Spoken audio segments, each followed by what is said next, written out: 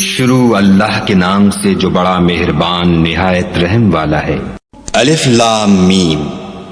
کیا لوگ یہ خیال کیے ہوئے ہیں کہ صرف یہ کہنے سے کہ ہم ایمان لے آئے چھوڑ دیے جائیں گے اور ان کی آزمائش نہیں کی جائے گی؟ اور جو لوگ ان سے پہلے ہو چکے ہیں ہم نے ان کو بھی آزمایا تھا اور ان کو بھی آزمائیں گے، سو خدا ان کو ضرور معلوم کرے گا جو اپنے ایمان میں سچے ہیں اور ان کو بھی جو جھوٹے ہیں۔ کیا وہ لوگ جو برے کام کرتے ہیں یہ سمجھے ہوئے ہیں کہ یہ ہمارے قابو سے نکل جائیں گے؟ جو خیال یہ کرتے ہیں برا ہے۔ جو شخص خدا کی ملاقات کی امید رکھتا ہو تو خدا کا مقرر کیا ہوا وقت ضرور آنے والا ہے اور وہ سننے والا اور جاننے والا ہے۔ اور جو شخص محنت کرتا ہے تو اپنے ہی فائدے کے لیے محنت کرتا ہے اور خدا تو سارے جہان سے بے پرواہ ہے۔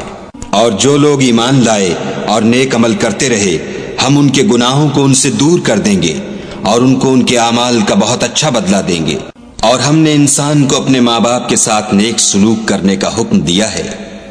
اے مخاطب، اگر تیرے ماں باپ تیرے در پہ ہوں کہ تو میرے ساتھ کسی کو شریک بنائے جس کی حقیقت کی تجھے واقفیت نہیں تو ان کا کہنا نہ مانیو۔ تم سب کو میری طرف لوٹ کر آنا ہے، پھر جو کچھ تم کرتے تھے میں تم کو جتا دوں گا۔ اور جو لوگ ایمان لائے اور نیک عمل کرتے رہے ان کو ہم نیک لوگوں میں داخل کریں گے۔ اور بعض لوگ ایسے ہیں جو کہتے ہیں کہ ہم خدا پر ایمان لائے، جب ان کو خدا کے رستے میں کوئی ایذا پہنچتی ہے تو لوگوں کی ایذا کو یوں سمجھتے ہیں جیسے خدا کا عذاب، اور اگر تمہارے پروردگار کی طرف سے مدد پہنچے تو کہتے ہیں کہ ہم تو تمہارے ساتھ تھے۔ کیا جو اہل عالم کے سینوں میں ہے خدا اس سے واقف نہیں؟ اور خدا ان کو ضرور معلوم کرے گا جو سچے مومن ہیں، اور منافقوں کو بھی معلوم کر کے رہے گا۔ اور جو کافر ہیں وہ مومنوں سے کہتے ہیں کہ ہمارے طریق کی پیروی کرو، ہم تمہارے گناہ اٹھا لیں گے، حالانکہ وہ ان کے گناہوں کا کچھ بھی بوجھ اٹھانے والے نہیں۔ کچھ شک نہیں کہ یہ جھوٹے ہیں، اور یہ اپنے بوجھ بھی اٹھائیں گے اور اپنے بوجھوں کے ساتھ اور لوگوں کے بوجھ بھی۔ اور جو بہتان یہ باندھتے رہے قیامت کے دن ان کی ان سے ضرور پرسش ہوگی۔ اور ہم نے نوح کو ان کی قوم کی طرف بھیجا تو وہ ان میں 50 برس کم 1000 برس رہے، پھر ان کو طوفان کے عذاب نے آ پکڑا اور وہ ظالم تھے۔ پھر ہم نے نوح کو اور کشتی والوں کو نجات دی اور کشتی کو اہل عالم کے لیے نشانی بنا دیا۔ اور ابراہیم کو یاد کرو جب انہوں نے اپنی قوم سے کہا کہ خدا کی عبادت کرو اور اس سے ڈرو، اگر تم سمجھ رکھتے ہو تو یہ تمہارے حق میں بہتر ہے۔ تم تو خدا کو چھوڑ کر بتوں کو پوجتے اور طوفان باندھتے ہو، تو جن لوگوں کو تم خدا کے سوا پوجتے ہو وہ تم کو رزق دینے کا اختیار نہیں رکھتے۔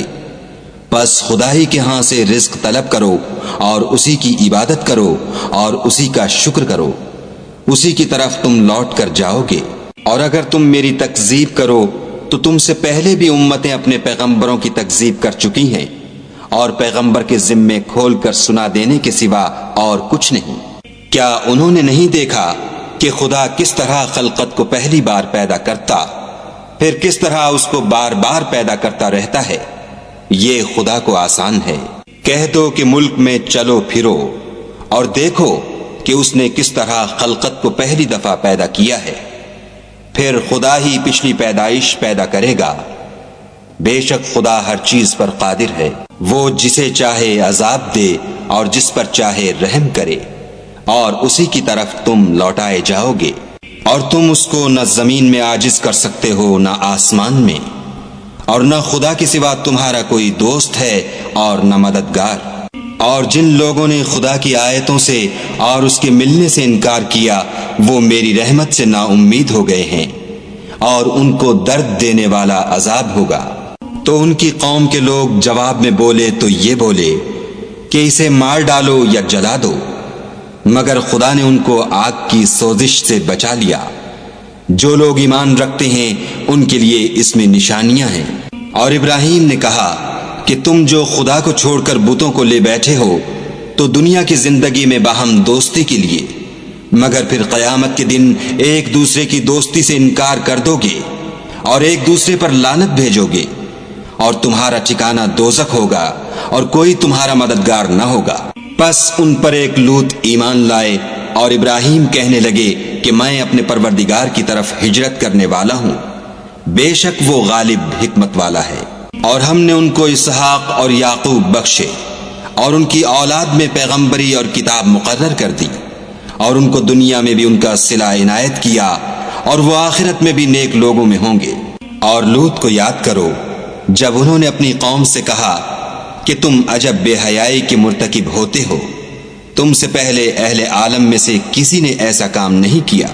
کیا تم لذت کے ارادے سے لونڈوں کی طرف مائل ہوتے اور مسافروں کی رہزنی کرتے ہو اور اپنی مجلسوں میں ناپسندیدہ کام کرتے ہو؟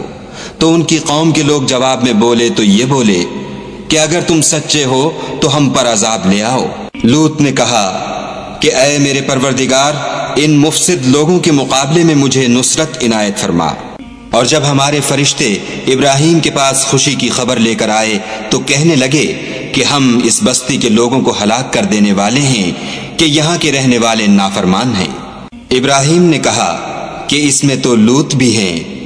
وہ کہنے لگے کہ جو لوگ یہاں رہتے ہیں ہمیں سب معلوم ہیں، ہم ان کو اور ان کے گھر والوں کو بچا لیں گے بجز ان کی بیوی کے کہ وہ پیچھے رہنے والوں میں ہوگی۔ اور جب ہمارے فرشتے لوط کے پاس آئے تو وہ ان کی وجہ سے ناخوش اور تنگ دل ہوئے۔ فرشتوں نے کہا کچھ خوف نہ کیجیے اور نہ رنج کیجیے، ہم آپ کو اور آپ کے گھر والوں کو بچا لیں گے، مگر آپ کی بیوی کے پیچھے رہنے والوں میں ہوگی۔ ہم اس بستی کے رہنے والوں پر اس سبب سے کہ یہ بد کرداری کرتے رہے ہیں آسمان سے عذاب نازل کرنے والے ہیں، اور ہم نے سمجھنے والے لوگوں کے لیے اس بستی سے ایک کھلی نشانی چھوڑ دی۔ اور مدین کی طرف ان کے بھائی شعیب کو بھیجا تو انہوں نے کہا اے قوم، خدا کی عبادت کرو اور پچھلے دن کے آنے کی امید رکھو اور ملک میں فساد نہ مچاؤ، مگر انہوں نے ان کو جھوٹا سمجھا، سو ان کو زلزلے کے عذاب نے آ پکڑا اور وہ اپنے گھروں میں اوندھے پڑے رہ گئے۔ اور عاد اور سمود کو بھی ہم نے ہلاک کر دیا، چنانچہ ان کے ویران گھر تمہاری آنکھوں کے سامنے ہیں، اور شیطان نے ان کے اعمال ان کو آراستہ کر دکھائے اور ان کو سیدھے رستے سے روک دیا، حالانکہ وہ دیکھنے والے لوگ تھے۔ اور قارون اور فرعون اور حامان کو بھی ہلاک کر دیا، اور ان کے پاس موسیٰ کھلی نشانیاں لے کر آئے تو وہ ملک میں مغرور ہو گئے اور وہ ہمارے قابو سے نکل جانے والے نہ تھے۔ تو ہم نے سب کو ان کے گناہوں کے سبب پکڑ لیا، سو ان میں کچھ تو ایسے تھے جن پر ہم نے پتھروں کا مہ برسایا، اور کچھ ایسے تھے جن کو چنگھاڑ نے آ پکڑا، اور کچھ ایسے تھے جن کو ہم نے زمین میں دھسا دیا، اور کچھ ایسے تھے جن کو غرق کر دیا۔ اور خدا ایسا نہ تھا کہ ان پر ظلم کرتا، لیکن وہی اپنے آپ پر ظلم کرتے تھے۔ جن لوگوں نے خدا کے سوا اوروں کو کارساز بنا رکھا ہے، ان کی مثال مکڑی کسی ہے کہ وہ بھی ایک طرح کا گھر بناتی ہے، اور کچھ شک نہیں کہ تمام گھروں سے کمزور مکڑی کا گھر ہے۔ کاش یہ اس بات کو جانتے۔ یہ جس چیز کو خدا کے سوا پکارتے ہیں، خواہ وہ کچھ ہی ہو، خدا اسے جانتا ہے، اور وہ غالب اور حکمت والا ہے۔ اور یہ مثالیں ہم لوگوں کے سمجھانے کے لیے بیان کرتے ہیں، اور اسے تو اہل دانش ہی سمجھتے ہیں۔ خدا نے آسمانوں اور زمین کو حکمت کے ساتھ پیدا کیا ہے، کچھ شک نہیں کہ ایمان والوں کے لیے اس میں نشانی ہے۔ اے محمد صلی اللہ علیہ وآلہ وسلم، یہ کتاب جو تمہاری طرف وحی کی گئی ہے، اس کو پڑھا کرو اور نماز کے پابند رہو۔ کچھ شک نہیں کہ نماز بے حیائی اور بری باتوں سے روکتی ہے، اور خدا کا ذکر بڑا اچھا کام ہے، اور جو کچھ تم کرتے ہو خدا اسے جانتا ہے۔ اور اہل کتاب سے جھگڑا نہ کرو، مگر ایسے طریق سے کہ نہایت اچھا ہو۔ ہاں، جو ان میں سے بے انصافی کریں ان کے ساتھ اسی طرح مجادلہ کرو، اور کہہ دو کہ جو کتاب ہم پر اتری اور جو کتابیں تم پر اتری، ہم سب پر ایمان رکھتے ہیں، اور ہمارا اور تمہارا معبود ایک ہی ہے، اور ہم اسی کے فرما بردار ہیں۔ اور اسی طرح ہم نے تمہاری طرف کتاب اتاری ہے، تو جن لوگوں کو ہم نے کتابیں دی تھیں وہ اس پر ایمان لے آتے ہیں، اور بعض ان مشرک لوگوں میں سے بھی اس پر ایمان لے آتے ہیں، اور ہماری آیتوں سے وہی انکار کرتے ہیں جو کافر ازلی ہیں۔ اور تم اس سے پہلے کوئی کتاب نہیں پڑھتے تھے، اور نہ اسے اپنے ہاتھ سے لکھ ہی سکتے تھے، ایسا ہوتا تو اہل باطل ضرور شک کرتے۔ بلکہ یہ روشن آیتیں ہیں جن لوگوں کو علم دیا گیا ہے ان کے سینوں میں محفوظ، اور ہماری آیتوں سے وہی لوگ انکار کرتے ہیں جو بے انصاف ہیں۔ اور کافر کہتے ہیں کہ اس پر اس کے پروردگار کی طرف سے نشانیاں کیوں نازل نہیں ہوئیں؟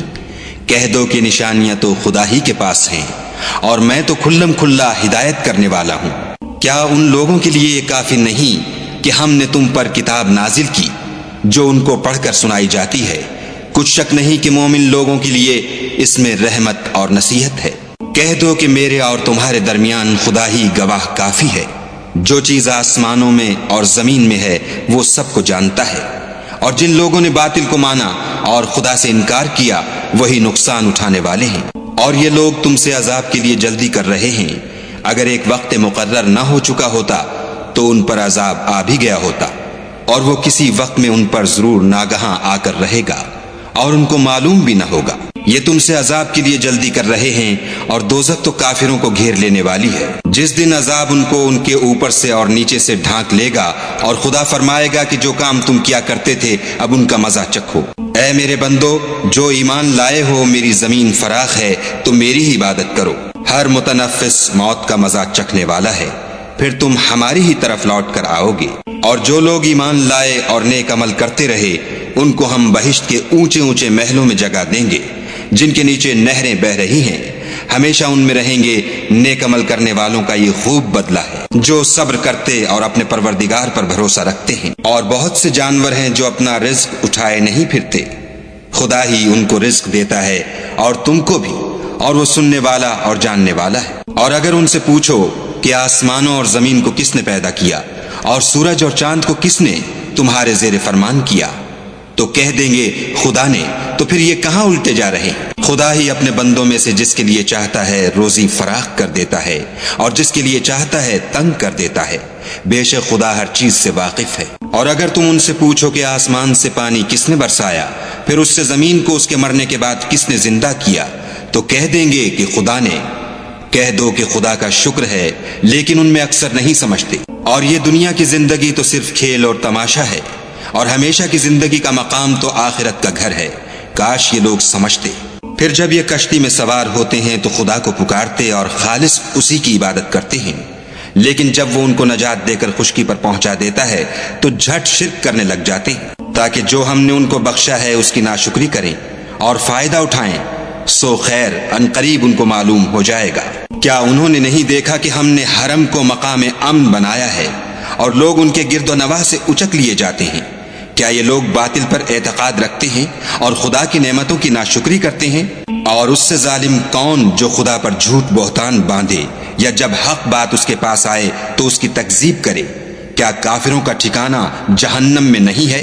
اور جن لوگوں نے ہمارے لیے کوشش کی ہم ان کو ضرور اپنے رستے دکھا دیں گے، اور خدا تو نیکوکاروں کے ساتھ ہے۔